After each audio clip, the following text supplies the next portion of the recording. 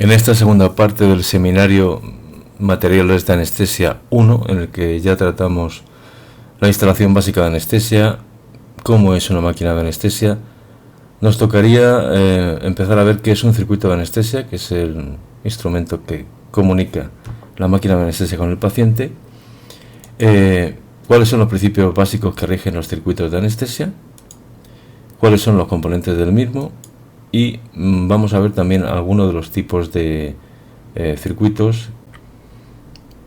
Un circuito anestésico no es ni más ni menos que un conjunto de tubos, balones, conectores, manguitos y válvulas que hacen que la mezcla anestésica vaya sin mezclarse con la atmósfera, desde la máquina de anestesia hasta el paciente, de tal manera que podamos controlar en todo momento la cantidad de anestésico que fluye por el mismo. Las funciones, en primer lugar, aportar el suficiente anestésico y permitir el cambio de nivel de anestésico de una manera más o menos rápida, aportar la cantidad suficiente de oxígeno para mantenimiento del metabolismo del paciente y evitar que se acumule en lo posible ese CO2 producido por el metabolismo del paciente en forma de gas expirado dentro del circuito. ¿Qué le pedimos normalmente a un circuito de anestesia? Pues que sea un dispositivo eficaz. Y eficaz define o entendemos por eficaz que permita la eliminación sencilla del CO2 que genera el paciente con un flujo mínimo, y que necesitemos un flujo mínimo de gas fresco para aportar el oxígeno suficiente al paciente en cada momento, para minimizar el coste de una anestesia. Otras cosas que solicitamos al circuito o que tenemos en cuenta al diseñar un circuito es que tenga una resistencia mínima a la ventilación. Creo que luego podremos comprender este concepto, resistencia mínima a la ventilación, para que el animal no tenga que gastar energía en la ventilación. Que tenga un espacio mínimo muerto, un espacio muerto mínimo. También vamos a ver a continuación, durante la presentación, qué es el espacio muerto de un circuito. Y que nos permita ventilar al paciente en caso necesario de manera espontánea, una ventilación espontánea bajo anestesia, que podamos controlarla de algún modo durante el mantenimiento, soportar la ventilación o ayudarla, o bien establecer una ventilación mecánica en nuestro protocolo anestésico. Además, le pedimos siempre que en lo posible sea no contaminante, es decir, que genere una cantidad manejable de gas expirado con CO2 y anestésico que se libera a la atmósfera, y que por otro lado se pueda conectar a un sistema de scavenger o eliminación del gas anestésico. ¿Qué otras características se le suelen pedir a un circuito o se diseñan con qué idea? Pues que en cierto modo el circuito, al ser un espacio cerrado, tenga algún método de mantener la humedad del gas expirado del paciente, de las vías respiratorias, para que éstas no se desequen. También solemos hacer hincapié en que sean de un montaje sencillo, que no sean necesarios ningún tipo de herramientas, que la conexión y desconexión sea sencilla, además de que sean circuitos resistentes para evitar su rotura durante el manejo, que sean compactos y fáciles de guardar, ligeros y por supuesto que sean fáciles de limpiar. Si además son baratos, mejor que mejor. Como nada puede ser perfecto, también tenemos que tener en cuenta que los circuitos anestésicos tienen inherentes una serie de inconvenientes. En primer lugar, comentar que son un espacio cerrado, y como cualquier espacio cerrado que tiene paredes, por donde fluye un fluido, en este caso una mezcla anestésica, va a tener, a través de la fuerza de rozamiento, va a generar un trabajo respiratorio. Esto conlleva que cierta cantidad de esta mezcla anestésica quede, entre comillas, atrapada dentro del circuito, es decir, hay una especie de volumen dentro del circuito que no está disponible para el paciente, hay que tenerlo en cuenta, y esto es debido normalmente a que cualquier fluido, al atravesar un espacio cerrado, normalmente suele tener un flujo laminar en el que hay un mínimo rozamiento con las paredes del circuito o del tubo, en este caso, vamos a considerarlo como si fuera un tubo, pero que en condiciones físicas reales, pues tenemos acodamientos, gotitas de condensación, estrechamientos, condensación dentro de estos tubos de conducción del gas anestésico, y esto suele generar un flujo no organizado, sino un flujo turbulento en el que cierto volumen de gas que queríamos poner a disposición del sujeto va a quedar, comillas, repito, atrapado dentro del volumen del circuito.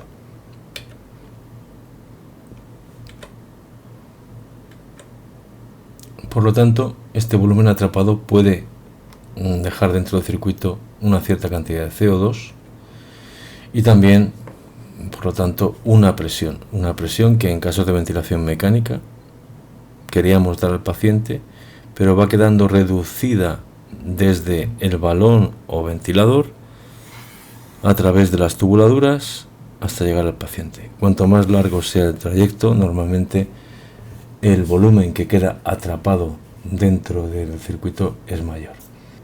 Suele ser beneficioso introducir dentro de la explicación de circuitos 3 o 4 conceptos fisiológicos de la respiración, o conceptos también de la construcción del circuito, como el espacio muerto respiratorio de un circuito, para que al final se comprenda un poco bien la interactuación entre un ciclo respiratorio de un sujeto normal bajo anestesia y lo que ocurre dentro de sus pulmones, el espacio de intercambio alveolar, el espacio donde no hay intercambio alveolar y el espacio del circuito. En primer lugar, tenemos que tener en cuenta cómo se produce un ciclo respiratorio fisiológico o espontáneo en cualquier paciente. En general, se produce una inspiración, una presión negativa dentro de la cavidad torácica. Esta presión negativa va a hacer que el gas del circuito, en este caso, pase al pulmón. Llegará un momento en el que el inflado del pulmón o la ventilación del pulmón sea máxima y se comience a expirar o extraer el volumen de los pulmones. En este caso, la presión, si no hubiera un circuito de por medio, se igualaría a 0, ¿vale? Este sería el nivel de presión máximo en la boca del paciente en condiciones de no intubación o no circuito anestésico. ¿Qué ocurre? Que como en el circuito anestésico hay cierta cantidad de gas y cierta resistencia de las paredes, al comenzar la expiración va a haber una especie de choque y resistencia contra las paredes del circuito. Vamos a poder detectar la evolución de presión dentro de las vías aéreas con un pequeño incremento, más o menos alrededor de 1 o 2 centímetros de agua. A partir del final de la expiración, cuando vamos llegando al final de la expiración, va volviéndose a acercar la presión a 0.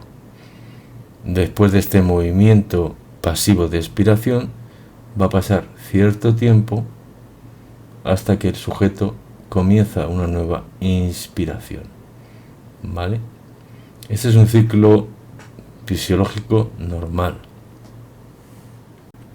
Dependiendo de las condiciones del sujeto, metabólicas, de ejercicio, de reposo, nerviosismo, etcétera, etcétera, las relaciones entre este tiempo inspiratorio y el tiempo expiratorio pueden alterarse. Conviene siempre, antes de empezar a explicar cómo funciona un circuito anestésico, hacer un poco de recuerdo fisiológico, nada que no sepáis, pero hay que recordarlo, de cómo funciona el intercambio de gases en el pulmón y qué partes hay en el pulmón que produzcan intercambio y cuáles no, porque interponer un circuito anestésico a la salida de boca de paciente, es decir, interferir en la expiración y eliminación del CO2, al final altera el funcionamiento de la mecánica ventilatoria. Y es que no todo el pulmón produce intercambio gaseoso? Nos tenemos que fijar en las vías respiratorias superiores, en los bronquios, la tráquea, los bronquiolos. Hay hasta 13 subdivisiones de bronquiolos. En esa parte no se produce intercambio gaseoso, es decir, el gas que entra, el gas anestésico que entra, que tiene isoflurano, vapor de agua, calor y por supuesto oxígeno, no va a alterarse, no va a producirse en este espacio, es el espacio muerto respiratorio fisiológico, ningún tipo de intercambio. Sin embargo, sí en el parénquima pulmonar. Cuando el gas fresco entra, lo primero que hace es empujar el contenido de este gas que hay dentro del espacio muerto respiratorio fisiológico, tráquea, bronquios, etcétera, etcétera, y lo empuja lo primero hacia los alveolos. ¿De acuerdo? ¿Qué ocurre cuando el animal está expirando? Pues que al final de la expiración todo este espacio del espacio muerto respiratorio fisiológico tiene contenido en oxígeno que no se ha consumido, CO2 que se ha producido en el anterior ciclo respiratorio, un resto de isoflurano y vapor de agua, así como temperatura. Bueno, pues esto va a ser lo primero que ingrese en el pulmón en la siguiente ventilación, es decir, hay parte del CO2 que fisiológicamente se asume que tiene que reinhalarse, ¿de acuerdo?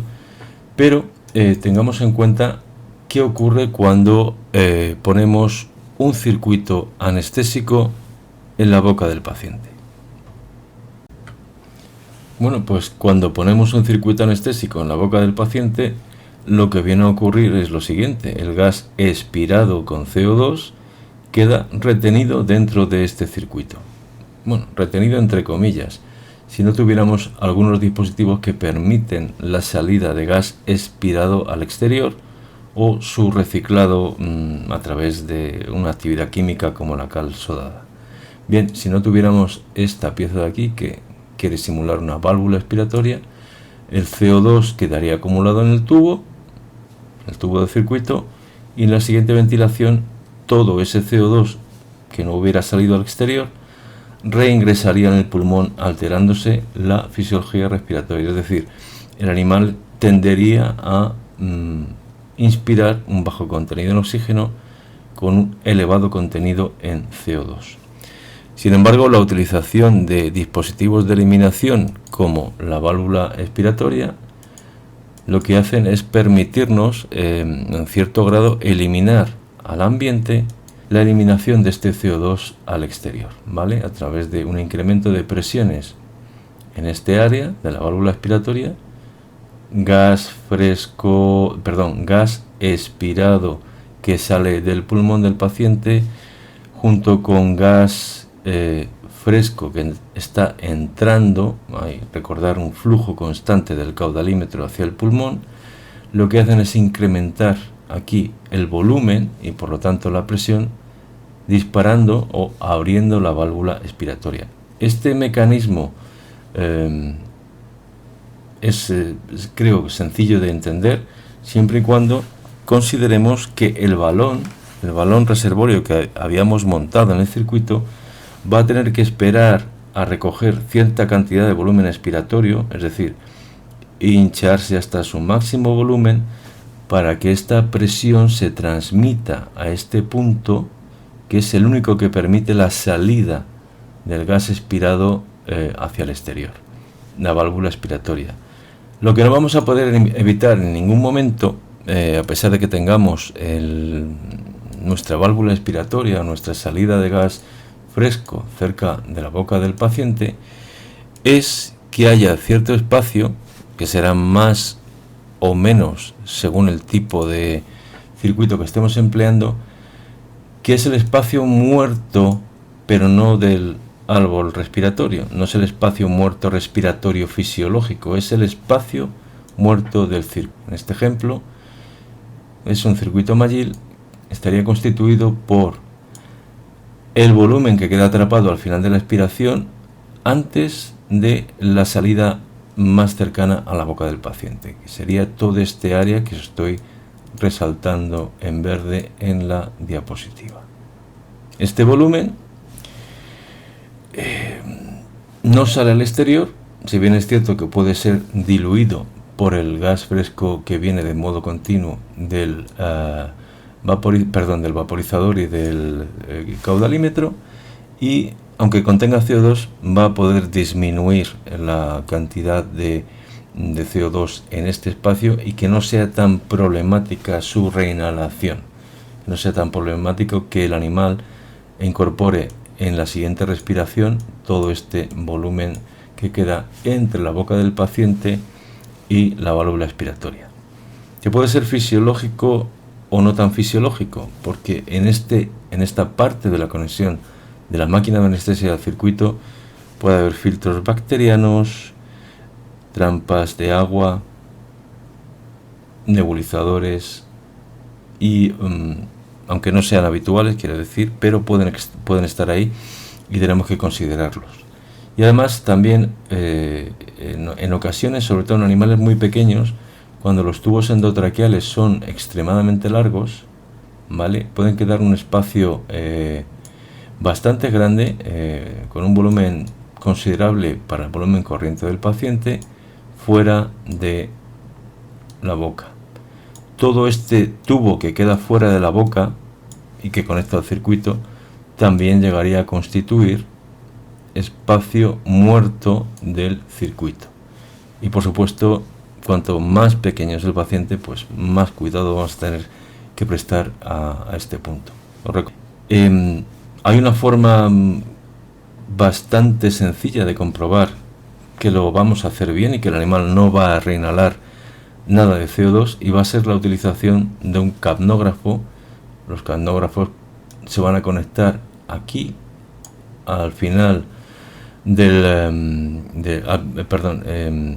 a la salida a la boca del paciente, y nos van a mostrar en todo momento el nivel de CO2 que queda en el gas que va a inspirar el mismo. Ahí podremos comprobar que no se esté produciendo ningún tipo de reinhalación.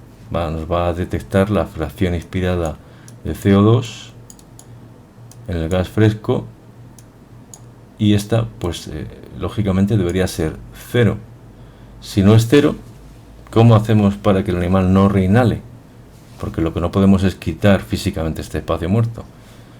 Normalmente la técnica más sencilla es aumentar el flujo de gas fresco para que el efecto lavado que os comentaba haga que, bueno, esta concentración de CO2 desaparezca a costa de una pérdida de volumen de dentro del circuito.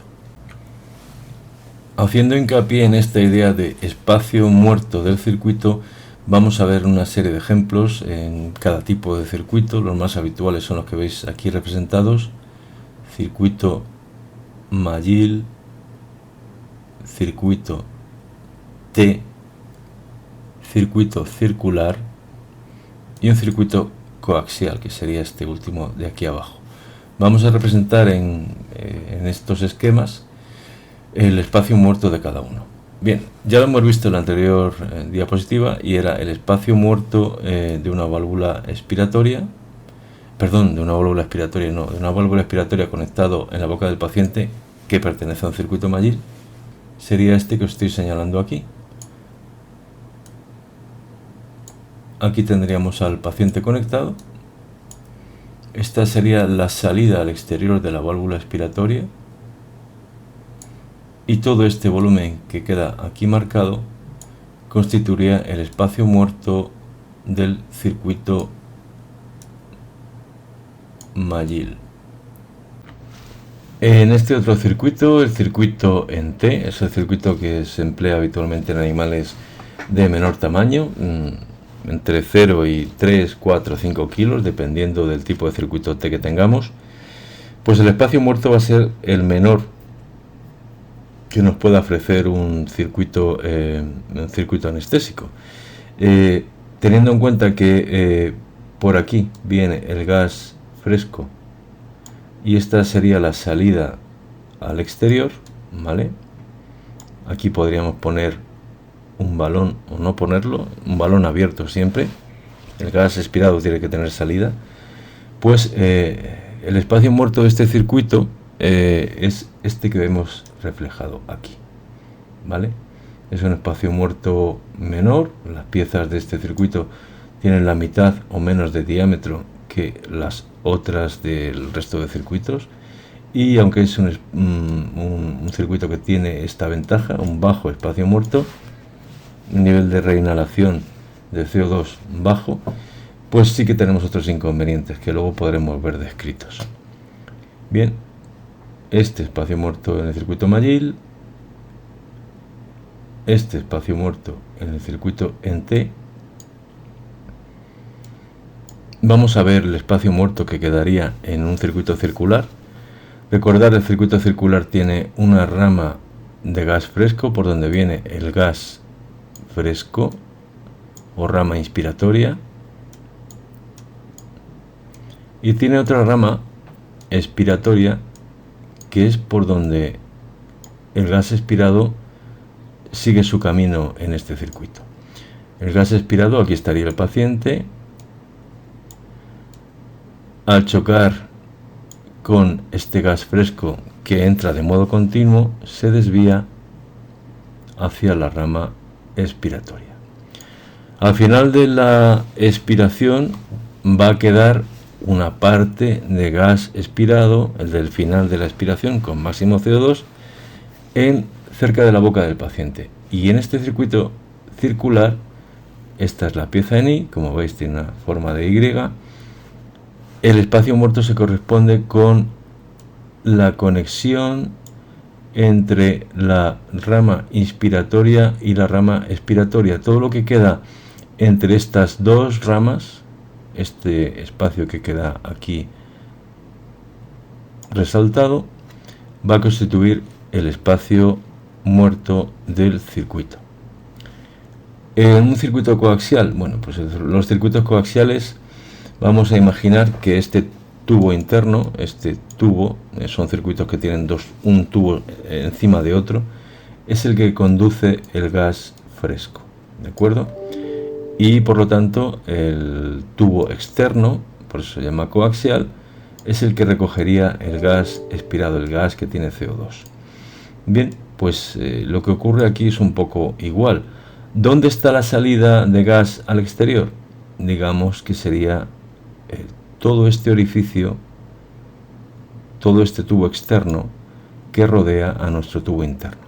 Por lo tanto, el espacio muerto sería todo esto que queda entre el tubo externo de evacuación